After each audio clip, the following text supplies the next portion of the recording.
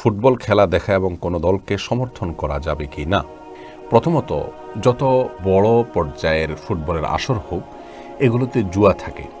জুয়ার বাইরে এগুলো থাকে না বললেই চলে। সেই সাথে এখানে সতর উন্মুক্তকরণের একটা ব্যাপার থাকে।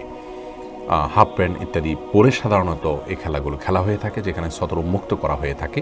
সেই সাথে নারী পুরুষের অবাধ মেলামেশার বিষয়টি থাকে এবং গান বাদ্যযন্ত্রের ব্যবহার তো আবশ্যিকভাবে থাকে।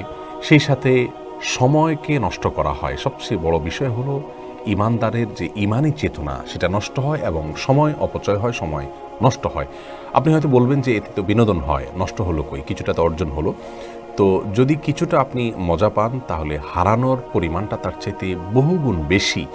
কারণ এর ফলে সালাতের প্রতি মনোযোগিতা নষ্ট হয়ে যায়, আল্লাহ রাব্বুল আলামিনের প্রতি আমাদের যে মনোযোগিতা সেটা নষ্ট হয়ে যায়। একজন মানুষ এই ধরনের খেলাগুলো দেখতে অভ্যস্ত তিনি এই খেলাগুলোর চরম উত্তেজনাকর মুহূর্তে জামাত শুরু হলেও অনেক সময় জামাত রেখে তিনি খেলা দেখা কন্টিনিউ করেন এবং এটাই বাস্তবতা। অতএব আল্লাহর জিকির থেকে এগুলো গাফিল করে ফেলে, এক ধরনের এডিকশন, নেশার মতো একটা অবস্থা আমাদের মধ্যে সৃষ্টি করে এবং দিন এবং দুনিয়া উভয় দৃষ্টিকোণ থেকে আমাদের জন্য এর চাইতে আরও বহু উপকারী বিষয় থেকে আমাদেরকে দূরে সরিয়ে রাখে। সেই সাথে এগুলোর ফলে গীবত, শেকায়েত, পরনিন্দা, শত্রুতা, একে অন্যের বিরুদ্ধে লাগা এবং পক্ষ বিপক্ষ অবলম্বন করে ফেসবুকে, সোশ্যাল মিডিয়াতে বা অফলাইনে অনলাইনে মারামারি, গণ্ডগোল, ফাসাদ এগুলো হয়ে থাকে।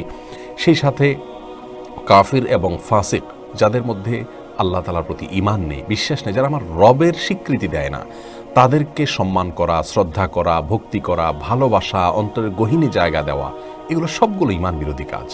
আপনি যদি খুব বেশি উদার হন, যেই উদারতার সবকটা মূলত ইবলিস এবং শয়তান দিয়ে থাকে, তাহলে সেক্ষেত্রে ঈমানদার হওয়ার কোনো সুযোগ আপনার নেই। প্রিয় দর্শক, রবের স্বীকৃতি যদি কেউ না দেন, সে কখনো আপনার আপন হতে পারে না। আপনার বাবা বা আপনার মায়ের জন্ম নিয়ে বা আপনার জন্ম নিয়ে যদি কেউ সন্দেহ করে, আপনার জন্মের স্বীকৃতি যদি কেউ না দেয়, আপনি তাকে কখনো আপন করতে পারেন না। সেখানে আপনার রবের স্বীকৃতি যদি কেউ না দেন, তাকে আপনি আপন কিভাবে করেন? এই সমস্ত খেলাগুলো দেখার মাধ্যমে বিভিন্ন কাফির, অমুসলিম এবং আল্লাহ তাআলার প্রতি অবিশ্বাসীদের প্রতি এক ধরনের ভালোবাসা তৈরি হয়, যা আমাদের ঈমানের জন্য ক্ষতিকর এবং ঈমানের যে ওয়ালা বারা এর সাথে অসঙ্গতিপূর্ণ। সেই সাথে আব্দুল্লাহ ইবনে মাসউদ রাদিয়াল্লাহু তাআলার একটি কথা আমরা এখানে উল্লেখ করতে চাই। তিনি বলেছেন, মান কাফারা সাওদা ক্বাবিল ফাহুয়া মিনহুম, যে ব্যক্তি কোনো দলের দলভারী করে সে তাদের অন্তর্ভুক্ত হয়ে যায়। এসব কারণে একজন মুসলমান এই সমস্ত খেলাধুলাগুলো দেখতে পারে না। ইবলিসের চক্রান্তের অংশ এগুলো। মানুষকে আল্লাহর জিকির থেকে গাফিল করার জন্য এসব আয়োজন সে করেছে। সে আমাদের হিডেন শত্রু।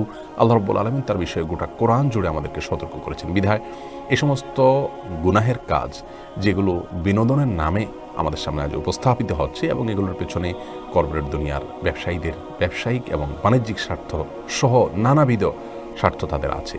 যাই হোক, সবচেয়ে বড় কথা হলো একজন ইমানদারের জন্য এতগুলো গুনাহের আয়োজন যেখানে থাকে, সেটিকে অনুসরণ করা কোনো অবস্থাতে জায়েজ নয়। আপনি নিজে শরিয়ার নীতিমালাকে অনুসরণ করে দ্বিপাক্ষিকভাবে কোনো প্রকার লেনদেন ছাড়া, জুয়া ইত্যাদি ছাড়া আপনি নিজে এক্সারসাইজ করুন মাঠে, সেটি ভিন্ন বিষয়।